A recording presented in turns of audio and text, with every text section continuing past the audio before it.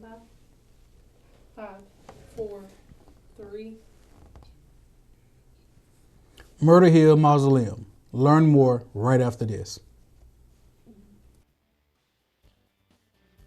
I'm transferring to the University of West Georgia.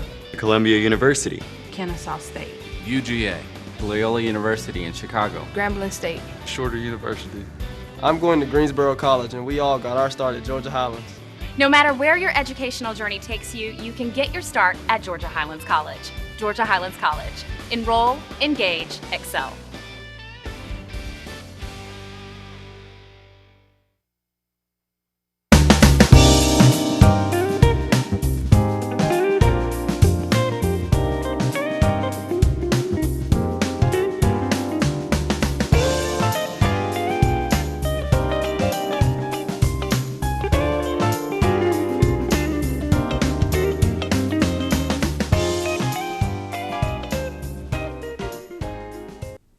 Welcome to Community Watch.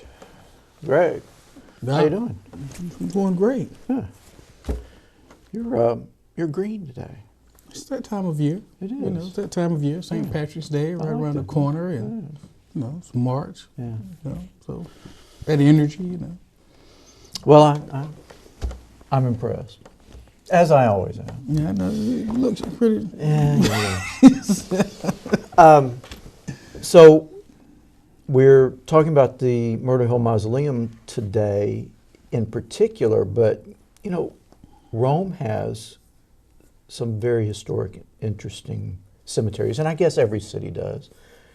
But Rome has some very interesting ones. So I don't know that most people, you know, Myrtle Hill is kind of the big one, the one that people know most, but there are other interesting ones around too. So we've done a show on this topic before. It's been a while. Mm-hmm. And I remember thinking then that there was a lot that I wasn't aware of about the cemeteries in this area. Well, I'm still not. I mean, this is one of those shows that I really enjoy because you really get to learn. Mm. Because most of us, we don't talk about cemeteries. You know, we think about cemeteries, we think about death, sadness. We really don't talk about the business aspect of it. But it's interesting, you know. So I'm looking forward to it. Well, I think the last time our guests were here, the mausoleum was either in the process of being built or just opened, or well, they'll remind us, I'm sure. But it's been open for a while now, so we'll find out more about it.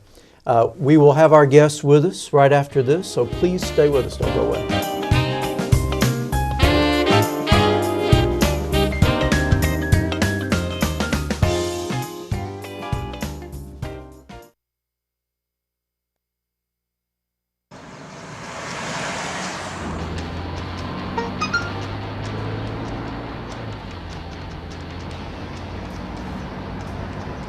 The average text takes your eyes off the road for nearly 5 seconds.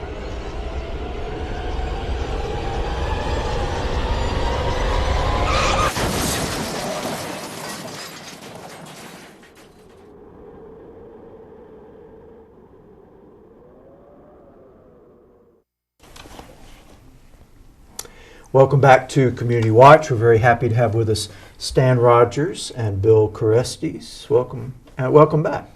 Good to be back. Now, Stan, you are the cemetery director for the city. That's correct. And Mr. Corestes, you are the marketing and sales director for the Myrtle Hill Mausoleum. That's correct. So how long has the mausoleum been officially open now? Well, we actually were here about 4 years ago when Is it that long? Yeah, when the mausoleum was just an idea. Okay. They hadn't even broken ground on it yet. Okay. And Jamie McCord and Stan were here, who I consider the two parents of the project. And it took a number of years to construct, but we've been open since December 13th, I think it was, of 2012. So it's been 2 years now. Is this, and how many cemeteries do you oversee? We oversee 5.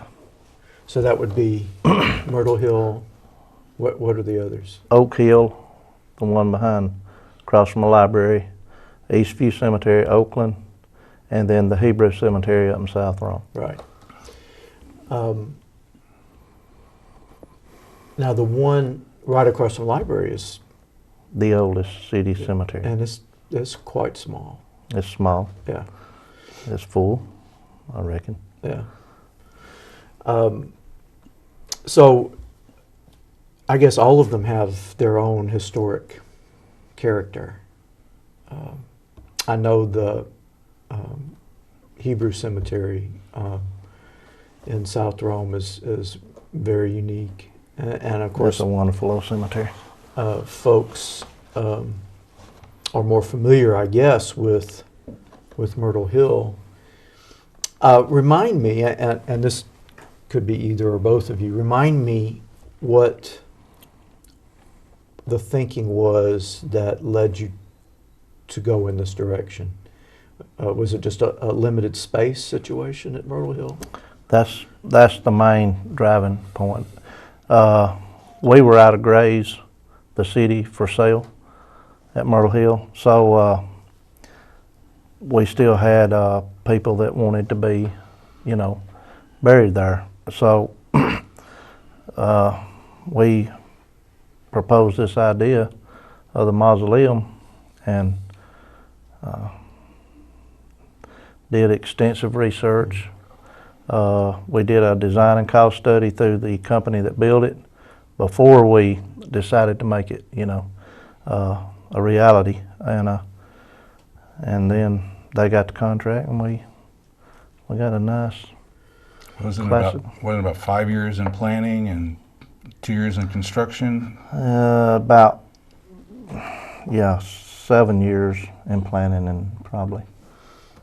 So this was because this is much more complicated than it just seems. I mean, I'm wondering. Well, first, how many crypts and niches do you have in the mausoleum? Because if it was a space issue, so clearly you created space. So is it a huge mausoleum, I guess, relative to what's out there? Yeah, it's a medium. It's a medium size relative to some in New York and places like that. They have some very large ones. Ours has 588 casket spaces and 596 cremation niches. So over 1,000. Yeah, a total. Yeah. And there are others that, like this company who built ours, did a previous project in in Brooklyn, and built a mausoleum that was 10 stories tall. Wow. Because of their limited space. And then you have others in other major cemeteries that are sprawled. They could do an addition, an addition, and an addition. So this one, and you can tell by the architecture, is going to be a freestanding building, and it's actually, a lot of people are coming out and taking pictures of it already because it's such a work of art. Well, what were some of the considerations that went into the placement of it and the design of it? I'm sure that was a very complex decision-making process. It was, and actually we moved it twice during the planning stages. We had to take into consideration the rivers, and so we did all kind of HIC studies and stuff to get it approved. It's out of any type of flood issue, and we wanted it to be in a place that was, fitting for the structure and to accent Myrtle Hill. With it, Myrtle Hill being what it is, the cemetery, the historic cemetery that it is, we had to do something kind of above and beyond and still have it where it was affordable to everyone. Mm-hmm. I can't imagine it being anyplace else, because right now where it is, the portico of the front of it overlooks the confluence of the rivers. It's right where the Oostanala, meets the Etowah and becomes the Coosa. I can't imagine it being anyplace else. Well, it was on around the corner, Wow. out on the bank there. Glad that didn't work out. Yeah, that didn't work out. But you know, we were. So it's elevated enough so that you wouldn't have to worry about flood issues where it is? No, sir. Okay. All right. I know that's like a constant concern, Yeah, not no, just, of everybody who's building anything in this area. I mean, anything can happen. Yeah. But no, sir, we took all that into consideration and did extensive studies and engineered it where that wouldn't be a factor. Because it really is in a nice spot, where it looks out over the rivers and part of the downtown. It just, it seems, it really looks like it was always there. It looks like a natural part of. And that's what we wanted to accomplish. Yeah. Since Myrtle Hill is over 150 years old, we wanted the mausoleum to fit into that, time period of the cemetery. And I know it's a brand new structure, but it looks the part. We have a lot of interest, people coming by and stopping and taking photographs of the building, and I can see as more and more people become aware of it, more and more things happening there.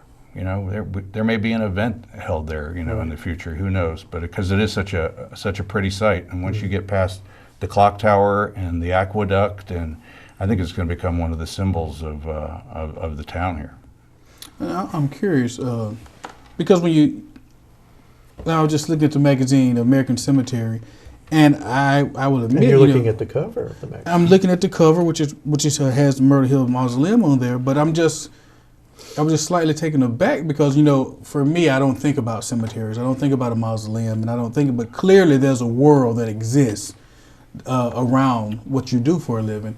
And it's just kind of fascinating to think about, because when you look at this mausoleum, the pictures of it, and when you see it, as you said earlier, it's a work of art. And so I'm just wondering, when you were trying to build it and you was looking for this, I guess, this ideal structure, was the art part of it? Because, it doesn't look like a place, because when you think of a funeral, you think of a burial, you think of a graveyard. You don't think of something just majestic. But this is truly a work of art. So was that part of it, that, you wanted something that was just magnificent like that? Yes, sir.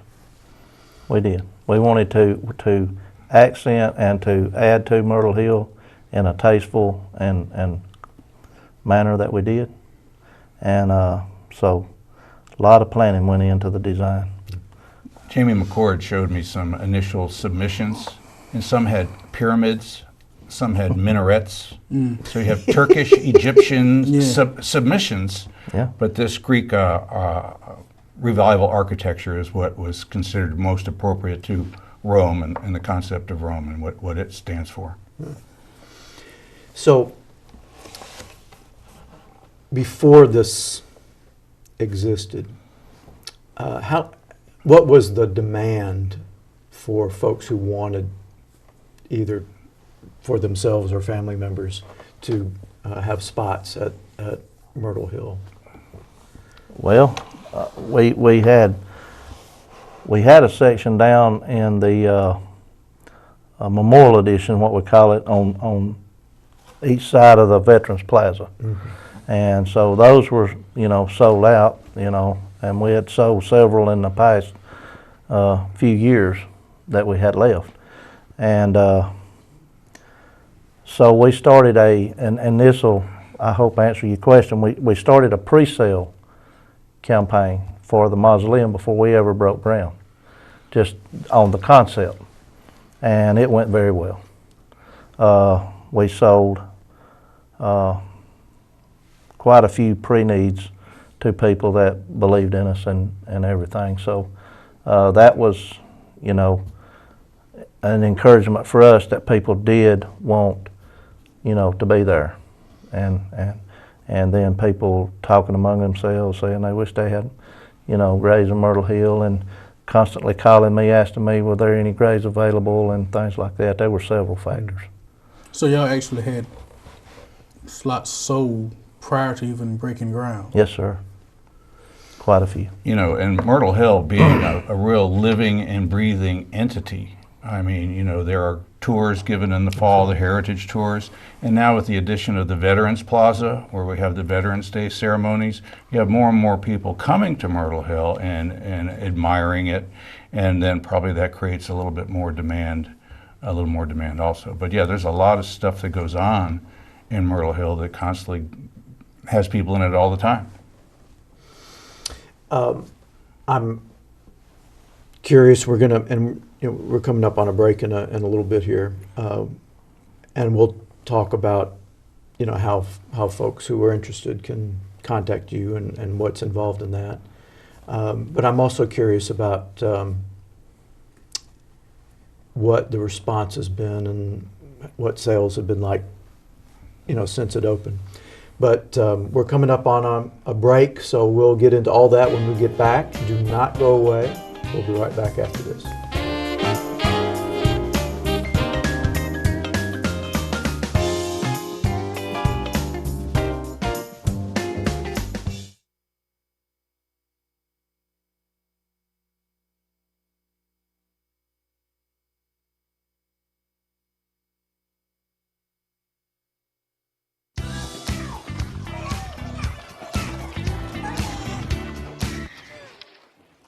Looks like it's done.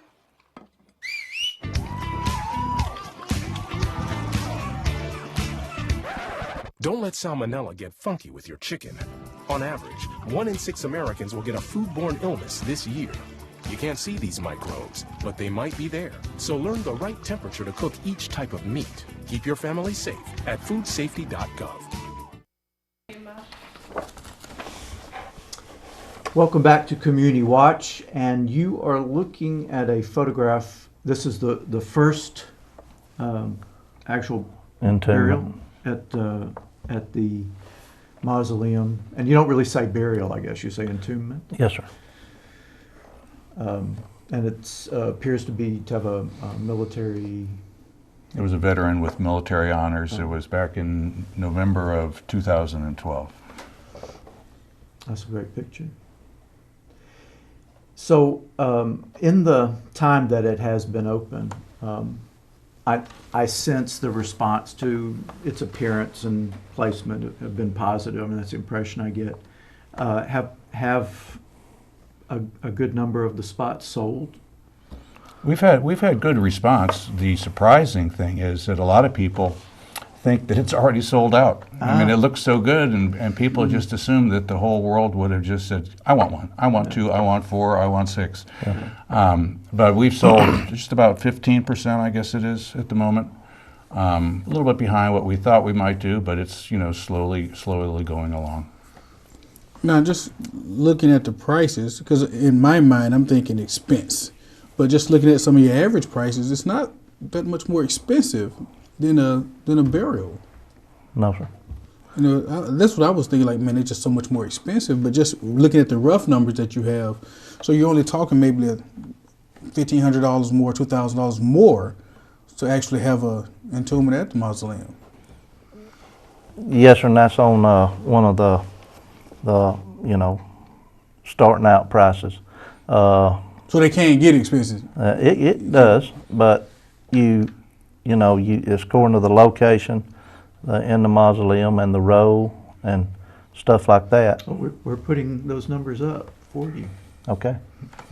So I guess it's really, I guess with everything, it's all about what you want. If you want to be on a certain row, how close you want to be to the front, I guess.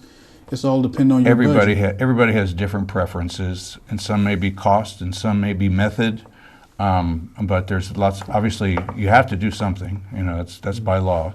So just like taxes are coming up, and this is coming up, and you got to do all those things. And so it all depends on preference, and that's a comparison with other burials in other city cemeteries. So it just shows that real world, it's not a lot different.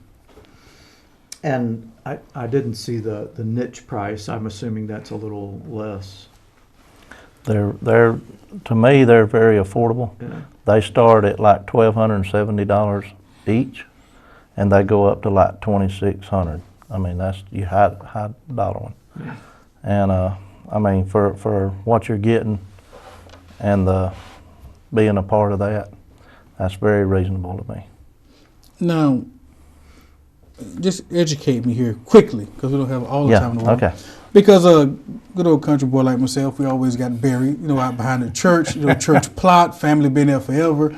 And that's been my extent of, funeral business and burials. So the mausoleum, we know we had them in the old ages, we know they existed. But in America, have mausoleums always been popular in America? Is it something that has grown over the years? They've always been popular, in the bigger cities and places like that, and like Notre Dame. The company that built our mausoleum has been building onto their mausoleum in Notre Dame for a long time, and they've got a very old one, from what I understand, on the campus and stuff. So I guess then, if we narrow it down, how many are in the South? Like in Rome, is there other mausoleums in Rome, or do we have quite a few? Or is it just there's some garden mausoleums in the private cemeteries. Okay. And most of you memorial gardens have a mausoleum of some type or another. If you look at the other part of Myrtle Hill, you'll see a lot of different mausoleums. In the old days, families used to just build their own. Okay. One of the most famous up there is the Batty Mausoleum. Now, there's up to 40 different members of the Batty family that can be in there. Then you have the Glover Mausoleum, the Barron Mausoleum. There's a lot of them up there that are personal family ones. The only thing is you can't do that anymore in private cemeteries or in city cemeteries, and that's why the larger ones have taken off, because it's just not, you just can't put up the old family one like they used to be able to. Why is that? There's a lot of ordinances now. Oh, is that? There's a city ordinance book, and it's the ordinance of cemetery ordinances, and it tells you what you can and can't do these days. But that would make sense, though, because if a family, you want to make sure that it's done properly, and if a family's doing it, who's really making sure that it's. So then now we move from the personal and family to now we have ones like this at Myrtle Hill. So you can still be in a mausoleum, but it's just a public mausoleum. Okay. So, because I was really struggling with the whole concept of, for that. Well, they still sell, and they're getting quite popular. The little like for 2 or 4 or 6. They're not where you walk in them like the ones at Myrtle Hill, the family mausoleums. They're the ones that's got the fronts on the front. If you think way back in history, you go to ancient Rome and those times, and then the St. Peter's Basilica, and it's a Eastern European phenomenon. Really, that's where it first took hold, if you will, in Eastern Europe, and then spread. So, what would be the maintenance requirements for a mausoleum, and this one in particular? What because I know the regular cemetery has different kinds of maintenance requirements. Does the mausoleum have any? Are there things you have to be concerned with, or once it's built, it's good? It's just general cleanup, keeping it nice and clean, doing the landscaping and the regular lawn maintenance of it. Over time, there'll be some painting of the railing and ironwork and stuff that'll need to be done periodically to keep it, looking like it's supposed to. But the maintenance is very low. Yeah. It's got a tile roof. So are there any maintenance? So okay, let's say I purchase one, and I'm gone. Does my family have any responsibility? Once I'm entombed, does the family have any responsibility to the mausoleum? No, sir. Okay. It's a City of Rome project. The City of Rome maintains Myrtle Hill Cemetery, so as long as there's a City of Rome, I guess it's going to be well looked after. And I guess it's not an unusual thing for people to put off making a decision like this. It's just not something you want to think about, I guess. But Obviously, something we probably should. You should, because I mean, I guess most of us wouldn't want to leave that to family members. And we know we all going. And it's only going to get more expensive. So, I mean, it makes sense to go ahead and make those arrangements so you just don't have to worry about it anymore.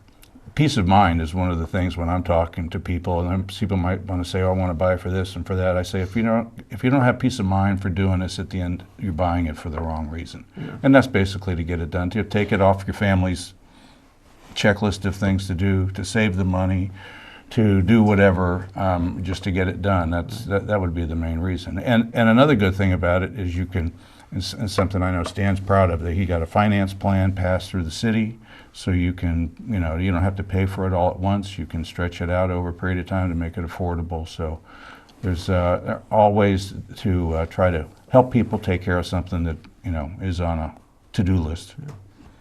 So y'all actually have a payment plan? Yes, sir. So really there's no reason. Way away. So you really don't have no reason to, yeah. Sorry. Yeah. Oh, boy. I'm just saying, but that, so really one of those, I can see one of the barriers would be price, Mm-hmm. But if you have a payment plan, that's something you can, that makes it more affordable, or something you can sort of putting it off. Because you're right, no one wants to deal with that, at that moment. You really don't. But, but unfortunately a lot of us don't take the necessary steps, and we do leave that to our family members. Can I say right quick the payment plan? Sure.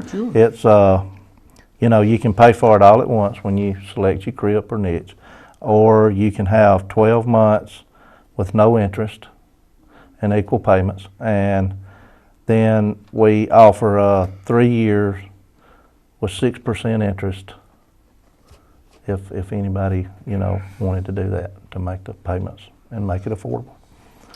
Well, we're going to take another break in a minute here, but do people contact you? What do they? Is there an online place or a phone? So how do they? I have a phone number. He has a phone number. We have a Facebook page. The Myrtle Hill Mausoleum has a Facebook page. Well, we got to keep up with the time. Well, we're trying to be high tech. It was recommended. Nothing like social media. Hey, Hey, check it out. But it's a sociable place. I mean, And this is the attitude we try to keep about it. Let's try to keep it light. That's not the most serious thing in the world to talk about. Well, we definitely want people to know that there are spots still available in historic Myrtle Hill Cemetery, in the Mausoleum. With a payment plan. With a payment plan and a Facebook page. So it's like great news for all of those who are interested. We have to take a break. When we come back, we will give you the contact information you need to find out more details. So stay with us.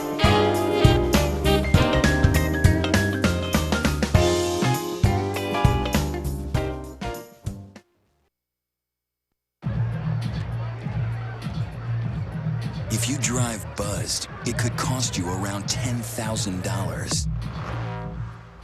You'll face major legal fees, major fines, and steep insurance penalties. You could lose everything. Nothing kills a buzz like getting pulled over for buzz driving, because buzz driving is drunk driving. Welcome back to Community Watch. You are looking at the contact information you need for either Mr. Carestes or Mr. Rogers to get information about the Myrtle Hill Mausoleum, which has spots available. And I guess you can also friend the Mausoleum on Facebook. Thank both of you for being with us. And thank you for having us. Thank you at home for watching us this week. We'll see you next time on Community Watch.